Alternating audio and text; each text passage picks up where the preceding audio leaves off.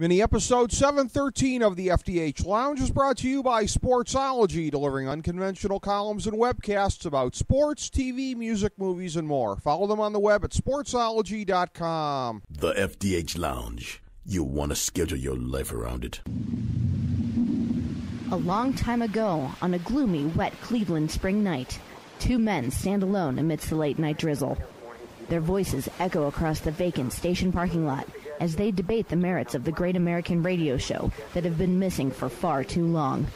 On that night, an idea was born. That idea became the FDH Lounge.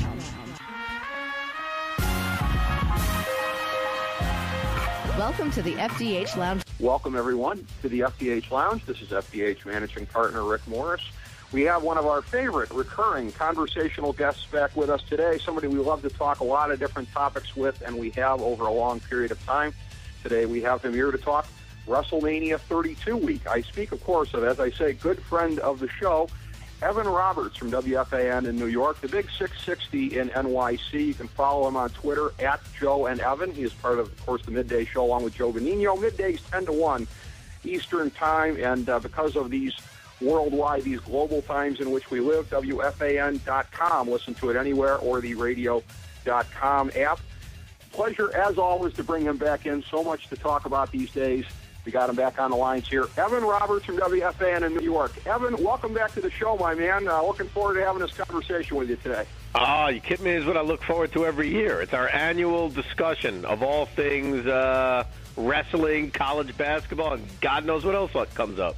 As far as the wrestling goes, which, again, you had foreshadowed there, you know, it's one of these interesting things. As we look ahead to WrestleMania week, the expectations a couple months ago, and again, before the massive injury wave hit, looking at it like 100,000 people, Jerry World, biggest show of all time, versus I'm wondering if they're, strangely enough, going to benefit from expectations right now, because I think when you're looking at shows of this time period, people are going, I hope it's somewhere near as good as NXT TakeOver Dallas, Smarkamania, Monday Night Raw, post-WrestleMania, and Aztec Warfare, which, by the way, you talk about getting cable channels. I just got El Rey recently, and I am loving Lucha Underground. I think it's going to have a hard time living up to Aztec Warfare, much less the other ones. Do you get the sense that we've gone so far collectively, the IWC, on burying all of this, that they have a chance to beat the very low bar of expectations, which is weird to say for a show with 100,000 people? You know, that's a good way to look at it, because I was just going to tell you WrestleMania is going to suck, and that everything's been bad about it. The build has been bad. The matches are going to be bad. The results are going to leave us with a lot to be desired. But I must hand it to you, because that is a good point, that because I have that attitude, and maybe you have that attitude, and basically anybody else has that attitude, maybe we're going to walk away and say, boy, that Roman Reigns Triple H match was a lot better than we thought. I guess that's possible, but here's the thing. It may beat expectations. It's still WrestleMania. It's the biggest event of the year. They got 100,000 people, like you said. It's supposed to set the tone for the following year. And the fact that I happen to think the last couple of them have been really, really, really good. Maybe not 29, because it was the most obvious, and it wasn't a good match. You know, let's face it, Rock Cena wasn't that good the second time around. But the last two have been really good. You know, the last two WrestleManias have been very, very good. I don't know where they stand all the time. I thought 30 could be towards the top, but even last year was really, really good. So, yeah, it may beat expectations, but this is going to, like, go down like WrestleMania 25 or, I'm trying to think of some other crap, WrestleMania 13. Now, that's pretty insulting to say it's going to be like WrestleMania 13, but it isn't great because there's really – I'm trying to think like what I'm most looking forward to. And the fact that I'm probably going to say I'm most looking forward to seeing how they end this dopey Undertaker-Shane McMahon match, that probably tells you that it ain't that good if that's what I'm looking most forward to. Well, you say WrestleMania 13 derisively. I say they should be so fortunate as to have a Bret Hart, Steve Austin 5-star match on there, because I don't see one. You're right. But the rest of it stunk. And let's be honest, we always should remember how the show ended, right? Because you're right. That was one of the greatest double turns of all time. It's a classic match. You're right. But to me, when I think of 13, maybe I'm wrong here, I think of the fact that The Undertaker fought Sid in the last match of the night. So you're right, that was a classic, but it's always that main event, I think, that leaves you that it's like 25. Isn't 25 the same thing? You think of, well, Triple H, Randy Orton. Boy, that stunk. The crowd didn't care.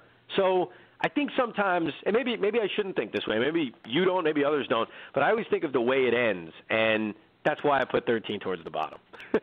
No, I understand that, and because it was probably the worst single main event in WrestleMania history. I tend to look at 9 as having sort of the two of them together. Obviously, Hogan Yokozuna is the worst, but even if you average that with Hogan Yokozuna and Yokozuna Bret Hart, you probably still come in below Undertaker Sid, as bad as that was. But still, you're right about that, and it's just one of these interesting things. Last year, they flirt with the idea a little bit. They end up adding to WrestleMania weekend the NXT house show in San Jose this year. I would be remiss if I didn't put over my good friend and fellow Cleveland boy Ryan Ward, who, as the sheets have been reporting recently, moving on up to SmackDown. So writing this build to NXT TakeOver Dallas has been his swan song there, and talk about going out on a high note. But the possibility of, at least on a critical level, or I would say the certainty on a critical level, of being overshadowed by your own quote-unquote developmental show, for people who watch both of them, there seems very little to no chance anybody is going to like WrestleMania 32 with 100,000 people at Jerry World better. I mean, is that more of a praise of NXT to say that, or, as I would tend to think, more of an indictment of the main product? Oh, it's both. It's a combination of both, but I also think it's partially that the crowd, like, let's say Roman Reigns Triple H is a great match. Let's just say it's really, really well done, because I thought last year Roman Reigns Brock Lesnar was a really, really good match that didn't have high expectations. And I think this match has lower expectations, but that match didn't have high expectations either. And, yeah, Seth Rollins got involved and gave you the surprise ending. But the match between Reigns and Lesnar was actually pretty good.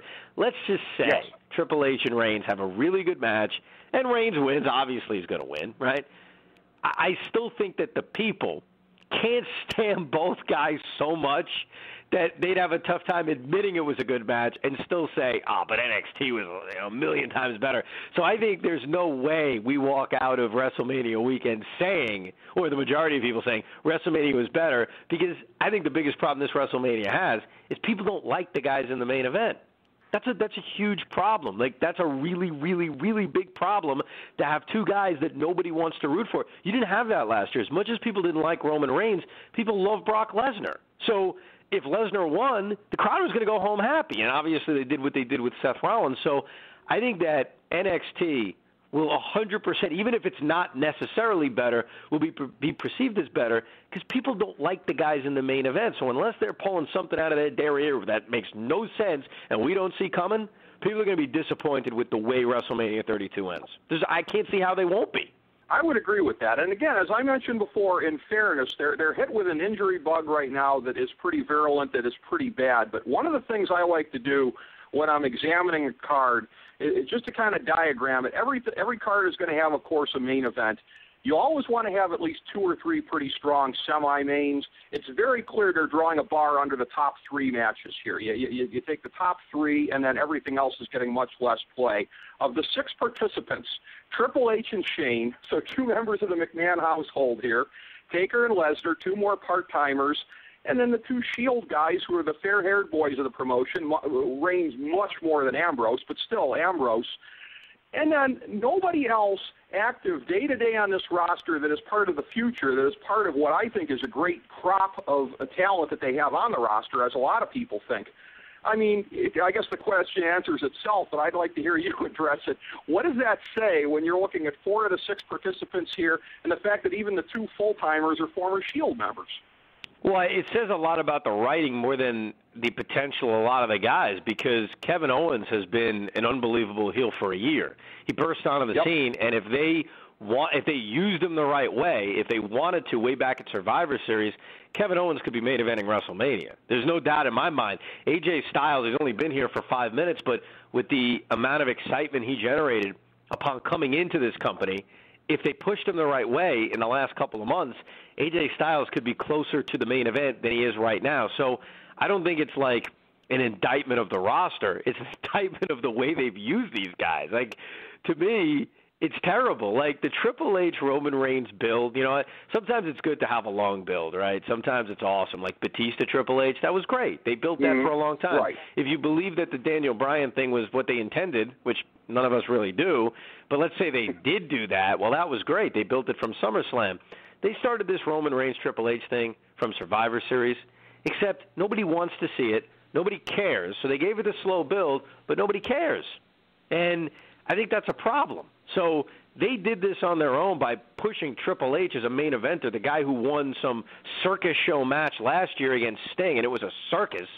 They pushed that guy right to the top when he doesn't need to be at the top, and they have guys who have the potential to get there, but they didn't write anything creatively for them. I mean, Kevin Owens should be Kevin Owens should be in the main event of WrestleMania. Or at least, if he's not in the main event of WrestleMania, he should be in one of those top 3 matches that you talked about. He should not be defending the title in some, stupid, 18-person ladder match, right? Which is an 18-person ladder match. I know it's not 18 people, but when you have 1 million people in a ladder match, what does that tell you? It tells you we don't really have any creativity in writing anything. So we're going to throw a bunch of guys, some of them pretty good, some of them terrible, and they shouldn't even be on the card, and we're going to throw them into a match. I can't believe for the life of me they took one of their most over heels who could be in the main event and stuck him in one of those kind of matches.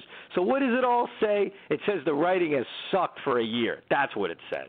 Absolutely. I would agree with you that KO should be in the main event of KO Mania. I certainly would agree with that. But you talk about using guys better, how they bring them in, what they do with them. AJ Styles, perfect example right there, and you touched on it briefly, how they brought him in, what they've done with him. I remember back in early January, and 2 of my show contributors, Kyle Ross and Jake Digman, they may deny it, but I think I have the texts to prove it.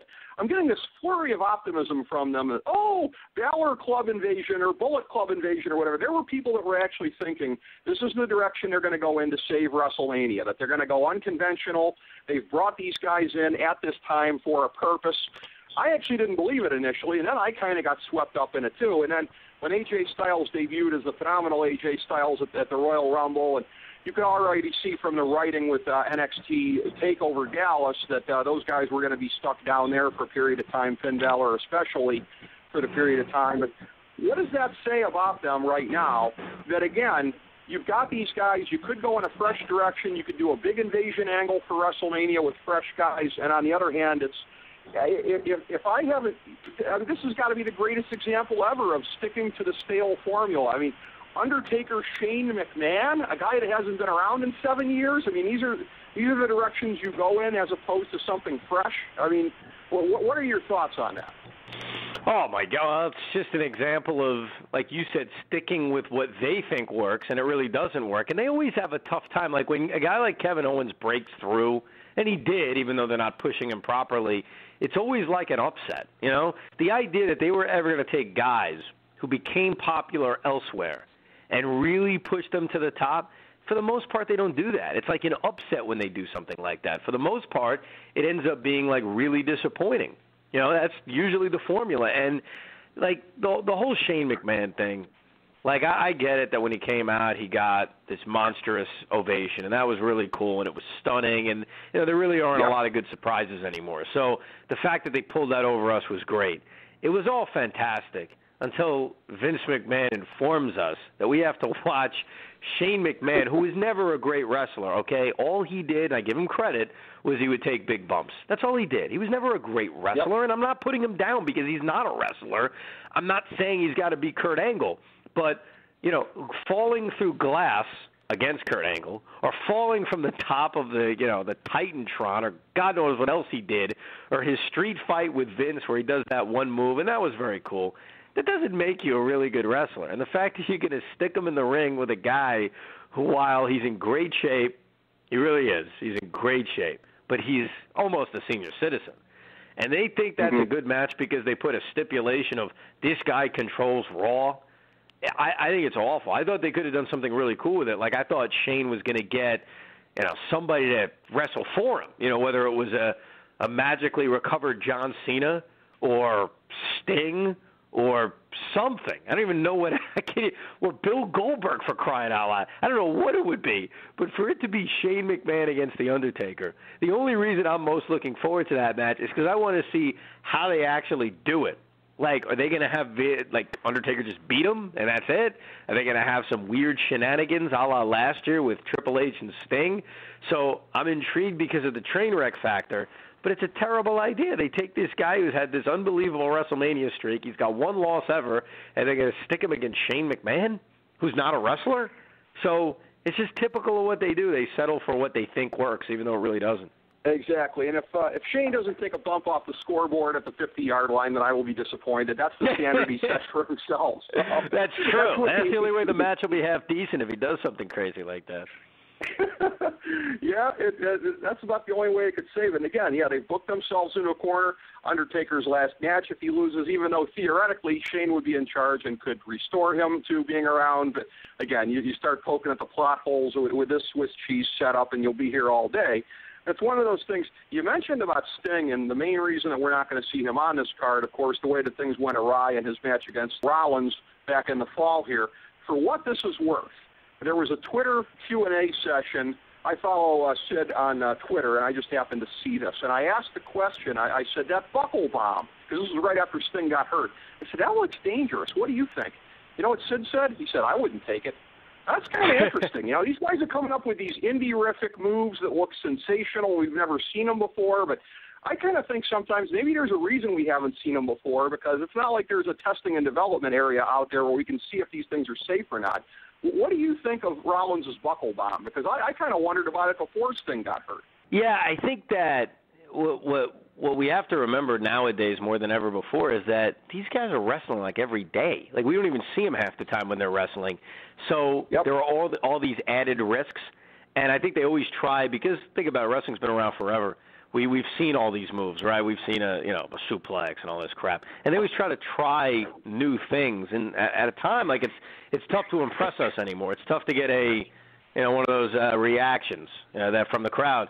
So it's kind of this weird thing where you want to do something new and original, but you also don't want to get killed. And I thought that whole Sting Seth Rollins thing was odd. Like, I like Sting, and I'm glad they brought him back, but the guy wrestles one match, loses, and now he's fighting for the title, and the Authority is the one that gave him the shot, and the Authority was his rival? Like, that doesn't mean, I know this isn't real, and we're supposed to be in fantasy land, but that thing never made sense to begin with.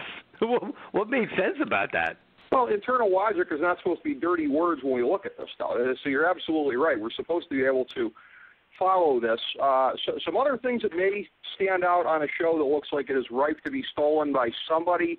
This show is, of course, supposed to be a big, huge part of the New Day turn to go from merchandising giants as they've been as heels thus far to presumably even bigger merchandise as faces, hopefully not falling into the same traps they fell into in their original face incarnation. So your thoughts on New Day v. League of Nations as a showcase match for these guys and what is supposed to be a continuing ascent? Well, I think that there's always a danger when you have a really, really, really popular heel, which is what New Day was or still is technically. I mean, depends on the day of the week, I guess. And you try to take advantage of the merchandise situation by making them faces, because I can't tell you, and we've seen it so many times, where a cool heel becomes a lame face. Like John Cena, that's the way he started.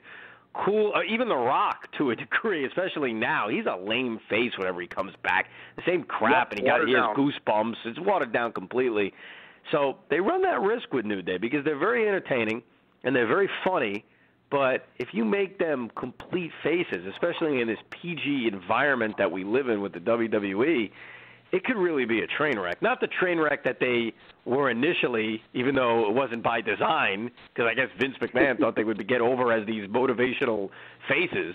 So it runs a risk. I wouldn't touch it. I would keep them as the cool heels. And I don't know, it's a very unappealing. I think the tag division's actually been pretty good over the years. I really do. Like, they've actually built some really good tag teams, and there's been some really good rivals. Like, remember the Usos and the Wyatt family? Like, that was a really compelling tag. Like, I think the tag team division's actually been pretty good for a number of years now, and this is a really kind of crappy tag team title match, considering how good the division's been for a while. I mean, who cares about the League of Nations? The League of Nations, I thought, was put together simply because they put the belt on Sheamus and tried to, like, make him strong. It's not that appealing. And so that could hurt New Day as well, because they're not facing a tag team anybody really cares about. Well, exactly, and I desperately wanted to see them, and it looks like we won't see it if they're turning face. I wanted to see them against Enzo and Cass. Wouldn't that be the most entertaining thing in the world? New Day clashing with those guys. That would be awesome. But here's the good news. This writing group turns people from faces to heels so quickly, maybe the New Day will turn 3 more times by the time we get that match. You never know.